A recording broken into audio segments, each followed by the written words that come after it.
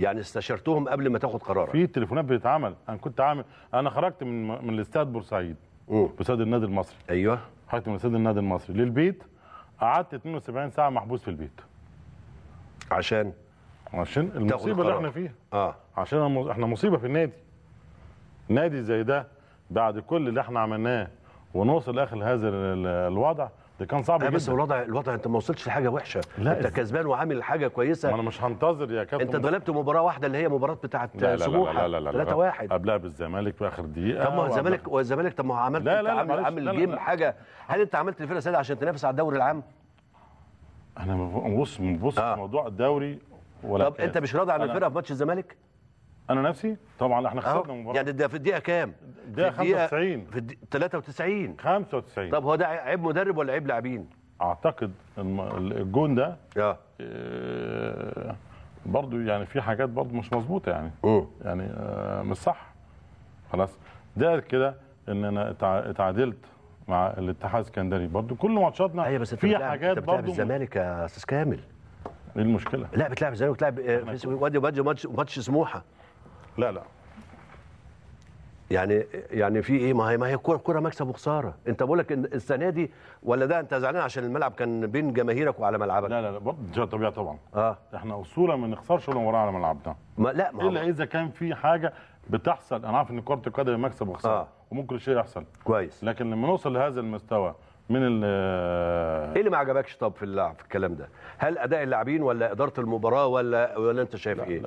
انت كرئيس نادي وانت بتشتغل انا بقول لك بسيستم بروفيشنال. انا بقول لك ما كانش في روح خالص. ما كانش في روح نهائي. طب ايه اللي اتسرب بين اللعيبه اللي خلى اللعيبه كده ما عندهاش روح؟ الله اعلم، مش انا.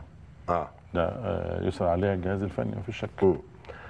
طب انت شايف ان هل من المعقول ان اعضاء مجلس اداره قاعدين بقالهم 6 شهور لم يجتمعوا مره واحده كمجلس اداره؟ مين قال 6 شهور؟ اعضاء مجلس الاداره. لا مش 6 شهور، اقل من 6 شهور. قد ايه؟ 4 شهور؟ يعني 3 شهور بس. ولا حاجه معلش يا كابتن مصطفى. بس كل حاجه ماشيه. كل حاجه بدون مصطفى. هو الواحد لما بيشتغل ما كل الاستاذ ايمن جبر في الانتخابات مجلس الشعب كان نازل مجلس الشعب انتخابات. مظبوط.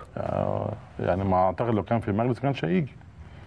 يعني خلينا واقعيين. الحاجه الثانيه بقى ان انا مش هعمل مجلس. انا اللي اتعلمته السنه اللي فاتت ان انا مش هعمل مجلس اداره عشان اقعد افك اشتباكات. جاي تشتغل. انا جاي اشتغل. عاوز تسعد الجماهير. كابتن مصطفى عاوزين ننسى بقى. عاوزين يكون النهارده في تحديث في مجلس الاداره. مجلس الاداره ما يكونش النهارده 5-6 ساعات. هي نص ساعه ساعه الا ربع كتير جدا. بتاخد فيها قرارات. لازم. احنا قاعدين ليه؟ بتحل وبتصرف او بتشوف اللي ليك. اصل مجلس الاداره بيصدق على قرارات. بيصدق على قرارات. نعم. لكن النهارده انا مش هاجي مجلس الاداره اقول لهم انا هتعاقد بكره مع لاعب كذا. لا طبعا. انا هعمل انا مش هبقى على بس في نفس الوقت كنت تاخد رايهم ولا ما بتاخدش رايهم؟ لا كنت بتاخد رايهم في لعيبه معينه في التعاقد. لا انا التعاقد انا بعمله بنفسي. وكنت تاخد راي المدير الفني معاك. هو انت عارف طبعا الكابتن مختار جه وكان الفرقه كلها موجوده. مظبوط. انا اشتغلت السنه اللي فاتت. انا اكتر واحد اشتغل السنه اللي فاتت كرئيس نادي. ايوه انا عارف على يدي. انا كان على يدي. طيب اشتغلت كتير جدا. وسياده المحافظ كمان كنت انت معاه على طول وكان على اتصال وانا كنت موجود معاك بعض الفترات. بالظبط. فالموضوع عايزين نعالج الامور باحترافيه. احنا بنتكلم هو مفيش بس فريق كوره. لا طبعا. ما في كذا لجنه ثانيه. في الناشئين وفي تنميه الموارد وفي اعلانات. ما احنا لسه جايين عندنا الناشئين. ده انا عندي الناشئين. ده انا عندي مذبحه.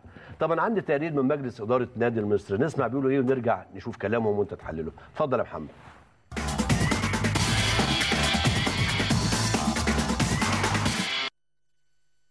استاذ عاطف مبروك عضو مجلس اداره النادي المصري. ايه اللي بيحصل يا استاذ عاطف داخل اعضاء مجلس الاداره والاستقالات اللي تمت دي؟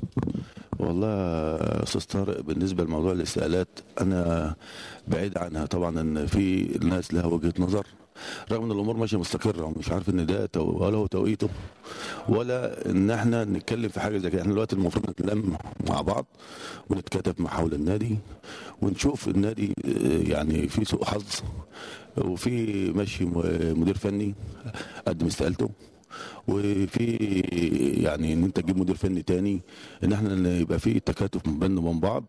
لكن انا ما اعرفش وجهه نظرهم ايه. ان مستر كامل كان في مره من الكلام كان بيتكلم ان في اعضاء مجلس اداره والراجل ما حددش مين الاسامي ان ما بيدعموش في النادي معاه ما بيساندوش في اي حاجه معاه.